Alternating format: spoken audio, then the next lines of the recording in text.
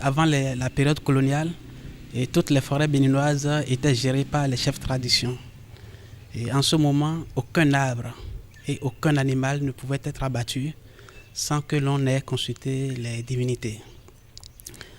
Et au temps colonial, de 1940 à 1950, 58 massifs ont été classés, à savoir 46 forêts classées, 2 parcs nationaux, 3 zones cynégétiques et 7 périmètres de reboisement.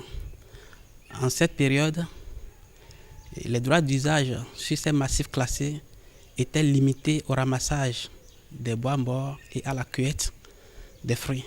À l'indépendance, à partir de 1960 jusqu'en 1989, l'approche était la dissuasion, caractérisée par une forte répression.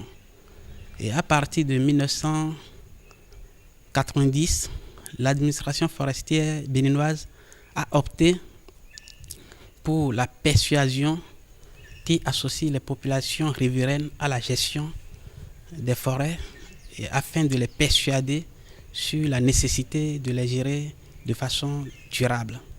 Selon le professeur Mohamed Elatifi, expert pour la FAO et président de l'association Silva Monde, et aussi selon l'économiste chercheur Philippe Delacote de l'université Nancy 2, la pauvreté est le terreau de la déforestation. Et malgré que le Bénin soit un pays pauvre, malgré aussi qu'il soit localisé dans un couloir sec que nous appelons Dahomey Gap, nous avons pu le maintenir dans un état vert suite aux actions conjuguées. Cependant, vu l'évolution démographique, vu l'urbanisation, vu la mécanisation agricole, il urge qu'il y ait un changement de comportement afin d'éviter le pire.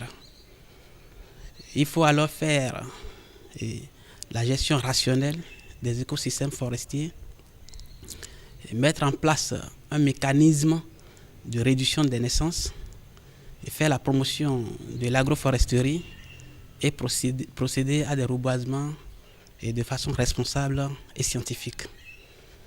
Et c'est bien l'ensemble de cette disposition qui constitue le réel antidote, je veux dire le réel remède contre la déforestation.